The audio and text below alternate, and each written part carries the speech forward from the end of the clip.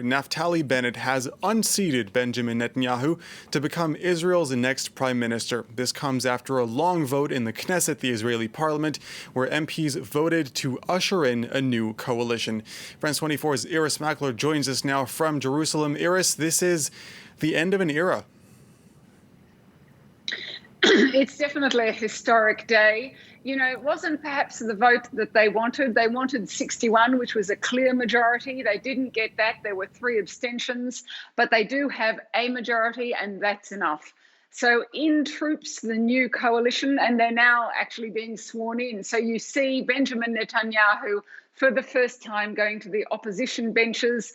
So that's the first time in 12 years. Of course, he has done other stints in the opposition, but it is so significant because he has been so dominant in Israeli politics.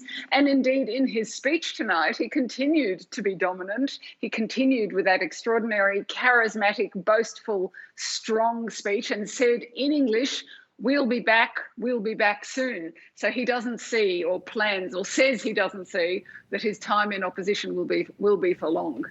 Irris, I want to say the hard work begins now, but God knows this was hard work to actually cobble together this majority together. So what's next for this coalition, for this new coalition? Well, it's a complicated thing, isn't it? Because they will need 61 in order to pass a budget. There hasn't been a budget in Israel for more than 2 years because of this endless cycle of elections that's been going on. So that's one headache awaiting them.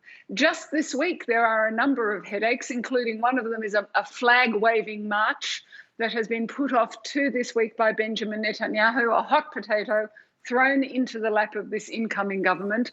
That is right-wing and ultra-nationalist Jews who want to march again through the old city of Jerusalem, past the Muslim quarter. There's a fight about, the route, but that's all going to happen in 2 days' time.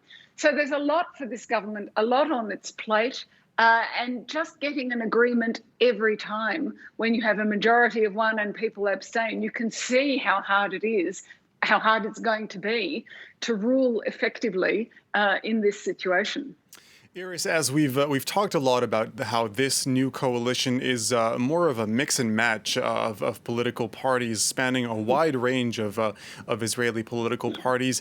How likely is it that we'll see a significant change in policy, and how likely is it that this coalition will actually go to the end of its 4-year term? Very few governments in Israel go 4 years. So the question is, will it go to the end of 1 year, really? That's the beginning, the small steps first, baby steps. And it's not clear to me that they will. I mean, they might. They do have a motivating factor in a super aggressive leader of the opposition in Benjamin Netanyahu saying he'll be back. There is an Israeli analyst who said that while ever Benjamin Netanyahu is leader of the opposition, they will manage to continue to rule. There's another motivation for them, despite their disparate views on almost everything.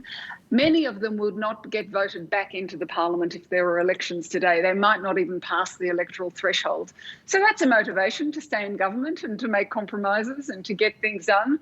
So those 2 things are in their favour. The very first thing they've said they will do is to set up a judicial inquiry into the disaster at Mount Meron when 45 people lost their lives, Israel's largest civilian disaster that happened about 2 months ago now. So things are in the pipeline, but I think passing the budget is vital, and it's a huge challenge for them. Irris, as we speak to you, those are live pictures of celebrations in the streets of Jerusalem. Israeli Prime Minister, or former Prime Minister Benjamin Netanyahu, still benefiting from a lot of support, but also a lot of critics throughout his 12-year term. And some of those critics have evidently gathered in the streets of Jerusalem to celebrate. To repeat the news now, Naftali Bennett has been sworn in as the new Prime Minister of Israel, ending Benjamin Netanyahu's 12-year run. We'll, of course, have much more on that story throughout the evening here on France 24.